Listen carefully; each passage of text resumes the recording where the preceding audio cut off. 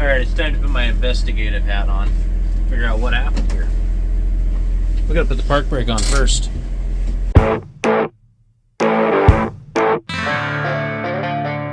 at it. Back at the grind. Well, I took a little time off, about a week. We didn't do the video, but I need a little break.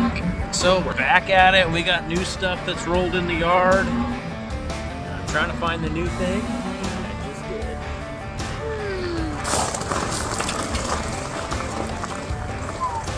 Not that flat tire. The new thing that was rolled in the yard is this. Not one, but two. And if you don't know what this is, I'm gonna tell you. It's a Kubota M8 201. So now you might say, well, is this new? No, I almost fell. Kickstand wasn't working very good. You might say, is this new? No, it's not. It's a used tractor, and it's an M8. It's a Kubota. You might say, why don't you get a new one? Well, they're very hard to get, and Kubota came out with them a few years back, and they've had production issues and able to produce them. And so they've been very hard to get for Kubota dealers, especially me. So we got this one used, and we want to see what it's like. A little backstory here. This tractor's got 2,000 hours. It came into us used. It is a power shift model, 201 horsepower. It is the next generation from the M7 to the M8. Our first one, most ideally, wouldn't be used, but this one is. And we're just going to see what one looks like at 2,000 hours and how to drive it. I've driven one of these when they first came out with them at a Kubota training or event, and they didn't let us film or anything. Honestly, I probably wouldn't have, just because there's a lot going on at those things. It's hard to film. But it's been 2 years since I filmed that tractor. And so I'm going to try to reteach myself how to drive an M8. So it's time to take it down the road. So I got auto shift turned on, which some people don't like auto shift. I like it because you really don't have to think. You just push the pedal down and it shifts for you through all the gears and ranges. So I believe this is a 30-mile-an-hour tractor. It's very smooth so far. Nothing to worry about here. This tractor did come with duals, but we don't have the duals on yet. Yeah, pretty comfy driving down the road. We are going, I can't tell what my speed is. Oh, 50 kilometers. It's cruising really good though. I can't complain.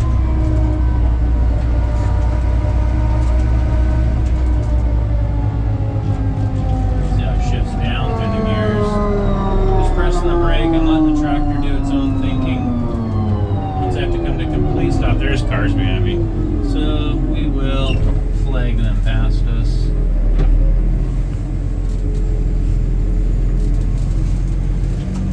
See if they understand what I meant by that.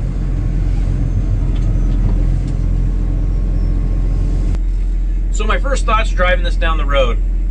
It's a smooth runner. It shifts like it should in an auto shift mode on a power shift transmission. No complaints there. Probably the biggest thing I noticed is how smooth it is down the road. We have not touched this tractor. Also notice just how much you can see out this front window and the visibility. This is a big cab with big visibility. One negative, the exhaust pipe is really a Case IH John Deere-ish. It's big and it's in the way. They didn't narrow that down like they maybe could have, but you know, I can deal with it. And it's got it's got A, B, C, D, E, and it's got 6 gears in each range. So I'm shifting right now while we're staying still. So in C, you got 6 gears, which is really nice. Some of the earlier M7s only had 4 in a range, but this one's got the 6. And when you shift up a range, it will allow you. I think only if you're moving. But yeah, no, it's a good good feel so far. We're gonna turn around and head back. Oops, I got lots of cars coming here. I'm in the middle of an intersection that I thought no one would be at. But we'll go back to the store and put her back, and still got auto shift. So the first gear ranges when you shift an auto can jump a little bit because it's trying to figure out what you're doing. I had the sensitivity set to like 2%, so it shifts quicker. If you wanted it to spool up more when you are driving it and get more power, you would want to change that percentage to a higher percentage. But since I'm just all worried about speed right now and going down the road, I put that down to 2%. So it shifts when it's at 2% of load versus like 30% of load or 50, 60% of load. But no, it's a cozy tractor. It's got good brakes. I don't know where the blinkers are. There they are. We're gonna blink for safety reasons. Might need to turn on my flashers now that I've been on the road for a good chunk of time. I should have probably took this for a spin earlier in the day. Now we're getting towards the end of the day. Traffic, you know. So you may ask, does this tractor only come in a power shift? No. It comes in a KVT, IVT, CVT version. Those are all one, by the way. Kubota calls it the KVT. Some manufacturers call it the CVT. John Deere calls it the IVT. But it's really all one and the same style of transmission. But this is the power shift model, a little less expensive to go the power shift. But that gap is closing. You're going to see more IVTs, CVT, KVTs in the future because those transmissions are getting more cost effective to produce and are getting more durable. Unless they're green, of course. The John Deeres are going backwards on that, doing less IVTs and more power shifts, mainly because theirs can't hold up. I don't mean to diss them, but I kind of did. Anyways, these auto shifts aren't bad either. I wish you could feel how nice this drives. It's a nice driving tractor. Yeah, the only critique I got is how big that muffler is. But the other manufacturers are almost just as big, if not bigger, except Kloss. Kloss is a really small muffler, or it's more aerodynamic, so you don't see it as much. But the suspension is phenomenal. Front, rear, cab, seat, it's got it all. I heard some noise clang-langing when I was driving, and I was like, what is that clang-a-lang noise? And that is the bolts for the duals. I thought for a second I had something loose that I needed to tighten, but it's just the dual bolts. So here's number 2 that came in. So yeah, I need to put the duals on both of them. Got a lot of weight on them. Oh, that's pretty neat. Got the M7 on the truck, M8 in real life. Missing the panel too. I think they do that sometimes. Truckers will put the panels in the cab. Maybe it was loose or something. I did notice they got real battery shutoffs here. I do like that on this. There's the Humming Cummins. It's got a good frame on it. Nice frame rail. Suspended axle.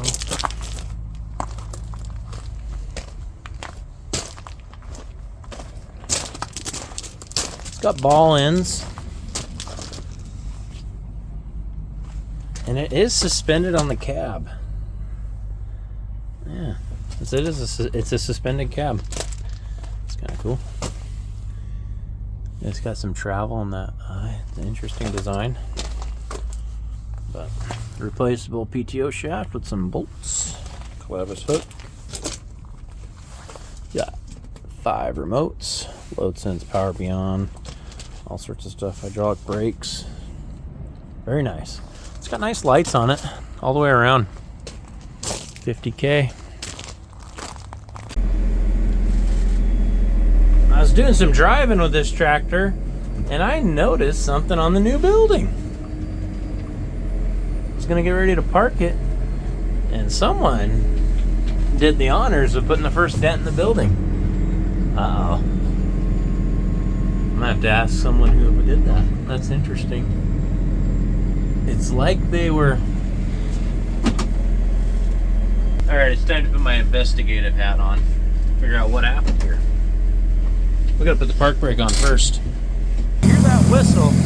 It is a nice... Oh. I don't know what happened.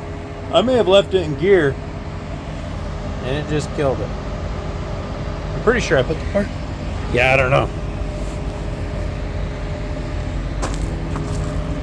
It died. But I think that was a safety thing. But the reason I got out was to look at this. It's like we had a tornado. It definitely happened as someone was backing out of the building, judging by these spouts being in the air might not be the best idea, especially if they're just slightly too high and hook the building. If you haven't watched any of these videos, you might know, or you might not know, but this building's only like a month old, so it's always good to not be the guy that puts the first dent in it. I'm kind of curious who did, though. You might say, why do I care if I figure out who put the thing? I don't really care who did it. Honestly, we have a thing going here at Skolton's Equipment where if you kind of make a mistake or mess something up, you buy donuts, and I always got to figure out who's going to be buying the next donuts. So, not sure who did it, but that's why I wanted to know. For no other reason than I like donuts. It's one thing for sure. I'm not the first one that's noticed this building having a dent. And I'm going to ask the guy that's probably already got to the bottom of it. So I don't even have to do any investigating. Guarantee you, someone's already figured it out.